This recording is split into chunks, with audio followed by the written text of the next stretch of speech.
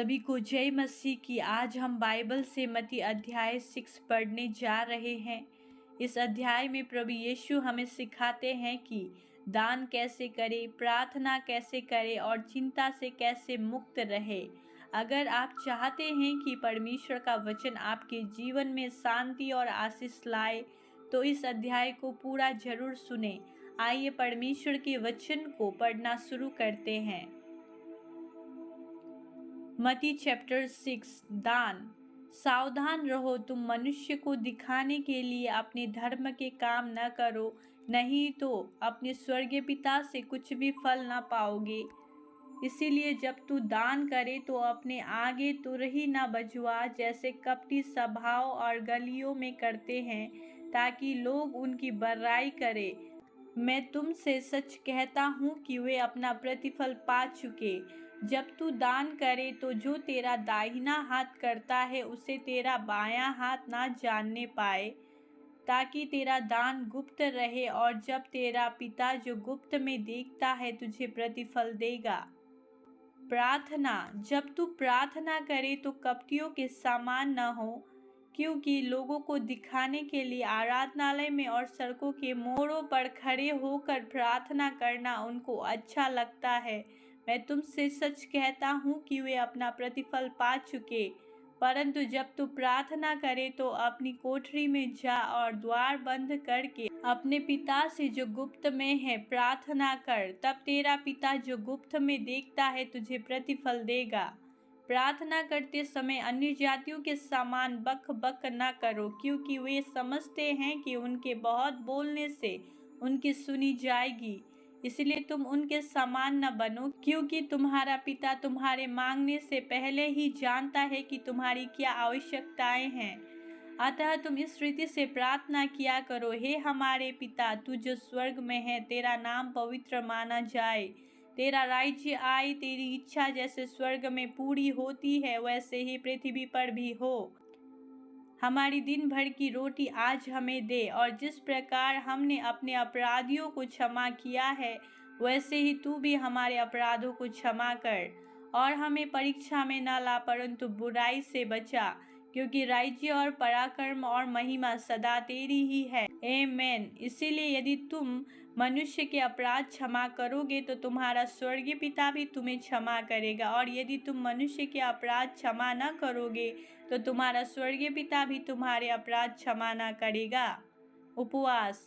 जब तुम उपवास करो तो कपटियों के समान तुम्हारे मुंह पर उदासी न छाई रहे, क्योंकि वे अपना मुंह बनाए रहते हैं ताकि लोग उन्हें उपवासी जाने।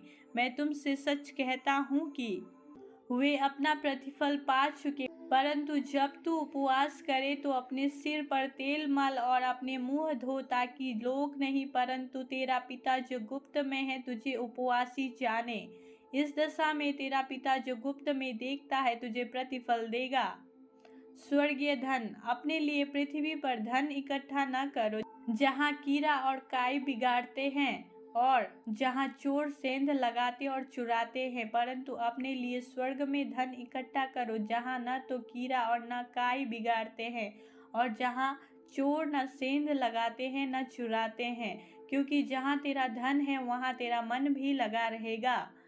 शरीर की ज्योति। शरीर की दिया आँख है, इसलिए यदि तेरी आँख निर्मल हो तो तेरा सारा शरीर भी उजियाला होगा, परंतु यदि तेरी आँख बुरी हो तो तेरा सारा शरीर भी अंधियारा होगा। इस कारण वो उजियाला जो तुझ में है यदि अंधकार हो तो वो कैसा बड़ा होगा। परमेश्वर और धन। कोई मनुष्य दो स्वामियों की सेवा नहीं कर सकता, क्योंकि वो एक से बैर और दूसरे से प्रेम रखेगा, या एक से मिला रहेगा और दूसरे को तुच्छ जानेगा। तुम परमेश्वर और धन दोनों की सेवा नहीं कर सकते। इसीलिए मैं तुमसे कहता हूँ कि अपने प्राण के लिए चिंता न करना कि हम क्या खाएंगे क्या पिएंगे, और न अपने शरीर के लिए कि क्या पहनेंगे। क्या प्राण भोजन से और शरीर वस्त्र से बढ़कर नहीं। आकाश के पक्षियों को देखो, वे न बोते हैं, न काटते हैं और न खत्तों में बटोरते हैं, फिर भी तुम्हारा स्वर्गीय पिता उनको खिलाता है। क्या तुम उससे अधिक मूल्य नहीं रखते? तुम में कौन है जो चिंता करके अपनी आयु में से एक घड़ी भी बढ़ा सकता है? और वस्त्र के लिए क्यों चिंता करते हो? जंगली शोषणों पर ध्यान करो कि वे कैसे बढ़ते हैं, वे न तो परिश्रम करते हैं न काटते हैं, तो भी मैं तुमसे कहता हूँ कि सुलेमान भी अपने सारे वैभव में उनमें से किसी के समान वस्त्र पहने हुए न था। इसीलिए जब परमेश्वर मैदान की घास को, जो आज है और कल भाड़ में झोंकी जाएगी, ऐसा वस्त्र पहनाता है, तो हे अल्पविश्वासियों, तुमको वो इससे बढ़कर क्यों न पहनाएगा। इसीलिए तुम चिंता करके यह न कहना कि हम क्या खाएंगे या क्या पिएंगे या क्या पहनेंगे, क्योंकि अन्य जाति इन सब वस्तुओं की खोज में रहते हैं। पर तुम्हारा स्वर्गीय पिता जानता है कि तुम्हें इन सब वस्तुओं की आवश्यकता है। इसीलिए पहले तुम परमेश्वर के राज्य, उसके धर्म की खोज करो, तो ये सब वस्तुएं भी तुम्हें मिल जाएगी।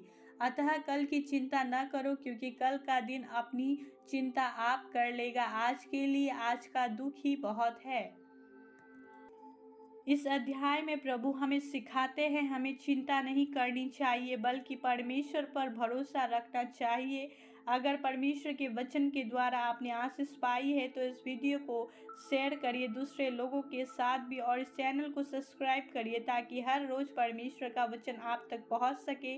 परमेश्वर आपको और आपके परिवार को बहुतायत का आशीष दे। जय मसीह की।